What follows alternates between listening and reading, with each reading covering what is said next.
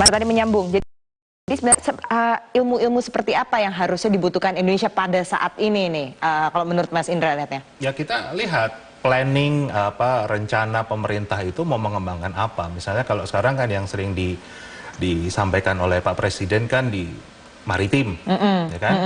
Nah sekarang kita bicara mana sekolah maritim yang terhebat, misalnya Jepang, ya kirim orang ke Jepang untuk mempelajari maritim. Jadi tidak semua ilmu dibebasin untuk bisa dipilih gitu untuk ambil beasiswa tidak ini. Seperti itu ya, difokuskan di bidang apa yang mau kita cari SDM terbaik. Atau misalnya lagi kita bicara ada sumber energi baru yang ternyata di Indonesia ada geothermal misalnya. Kemana kita bisa belajar tentang geothermal? Karena sekarang kita belajar geothermal di dalam negeri sendiri nggak punya pakarnya kan begitu. Harus keluar negeri. Nah ini yang kita khususkan untuk mengembangkan industri tadi atau bidang tadi. Pak Gufron, sebenarnya sekarang ini skemanya seperti apa sih Pak? Apakah dibebaskan begitu bagi para calon mahasiswa S2, S3 ini untuk belajar apapun yang mereka inginkan atau harus ada spesifikasi tertentu yang diperlukan di Indonesia? Ada spesifikasi tertentu, jadi mungkin Mas Indra kurang mengikuti perkembangan terakhir ya.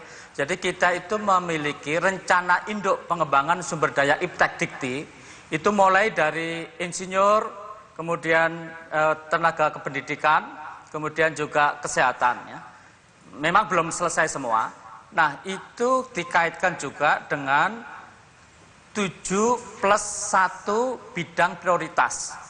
Dan kita contohnya sekarang ini infrastruktur, maka bidang-bidang infrastruktur dan kita sudah mengidentifikasi 15 jenis keinsinyuran yang terkait dengan infrastruktur, sudah kita hitung ya, jumlahnya sampai tahun 2024 ya, itu berapa, sehingga beasiswa juga kita sesuaikan ya dengan bidang-bidang keilmuan yang dibutuhkan di dalam prioritas pembangunan itu.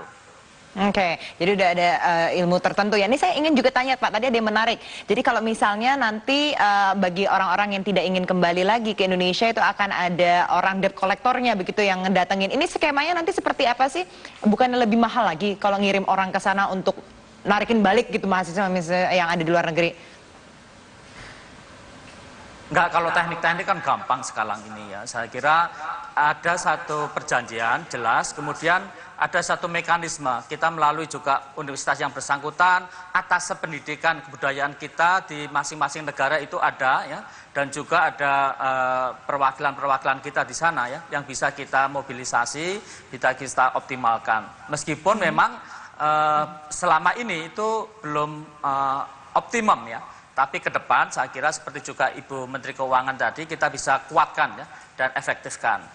Dan sekali lagi bahwa memang ada yang tidak kembali tadi, tetapi makin lama itu makin sedikit. Ya.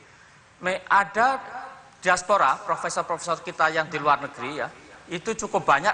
Beberapa waktu yang lalu kami panggil dan banyak sekali yang datang memiliki kontribusi yang cukup bagus. Jadi menurut saya di luar negeri dan tinggal di sana beberapa waktu ya, itu bagus juga untuk kemudian meningkatkan karirnya, pengalamannya lalu dibawa ke Indonesia ataupun memiliki potensi-potensi yang kemudian dikoneksikan dengan kita. Pak mau tanya nih, kalau aturan yang sekarang itu yang mereka tidak mau kembali ke Indonesia, itu yang dikejar yang sudah lulus atau yang mereka mengatakan udah saya stop di semester ini saja, saya mau biaya sendiri, atau itu juga dikejar juga atau tidak Pak?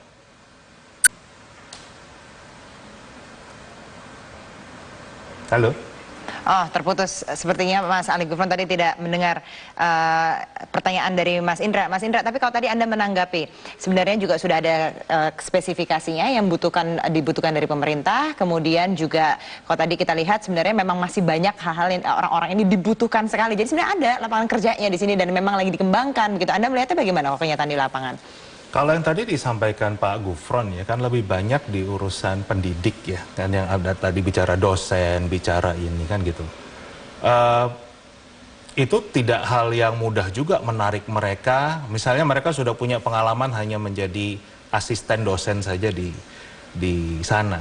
Mereka sudah dapat bayaran kurang lebih sekitar 8-10 dolar per jam. Gitu. Di sini gaji dosen berapa kan begitu. Itu mereka berpikir juga. Jadi modus yang bisa dilakukan biasanya ini yang banyak dilakukan ya, karena saya pernah kuliah di sana jadi tahu. Mereka milih tidak menyelesaikan kuliahnya. Oke. Jadi misalnya masih ada 2 semester, mereka katakan saya out dari sini, saya tidak selesai. Tapi mereka selesaikan sendiri karena tadi mencari uang di sana itu Udah punya dengan penghasilan, jadi bisa bayar sendiri. Itu mudah kan, gitu. Oke. Apalagi mereka masih bisa lagi mendapatkan beasiswa dari kampusnya sendiri. Ada bantuan kalau memang nilainya bagus, itu bisa ada bantuan-bantuan dan itu banyak sekali. Oke, ini sebetulnya sudah tersambung lagi dengan Pak Ali Gufron. Pak Gufron, tadi ditanyakan oleh Pak Indra, nanti yang mau dikejar ini yang sudah lulus ataukah yang putus di tengah jalan? Walaupun mereka beberapa kasus mereka ini menyelesaikan, tetap menyelesaikan tapi dengan uangnya sendiri begitu. Siapa yang mau dikejar? Ya, kalau yang jelas itu yang prestasi yang dikerjakan. Tetapi kalau kemudian sudah lulus, terus kemudian diizinkan ya oleh universitas yang bersangkutan, nah itu kan masalahnya menjadi lain ya, untuk menjadi pengalaman di sana. Halo? Iya. Putus lagi. Oke, Pak Ali Gufron, ini sebenarnya masih ada kendala teknis sepertinya sambungan kami dengan mereka. Kita harus break terlebih dahulu, kami akan kembali sesaat lagi.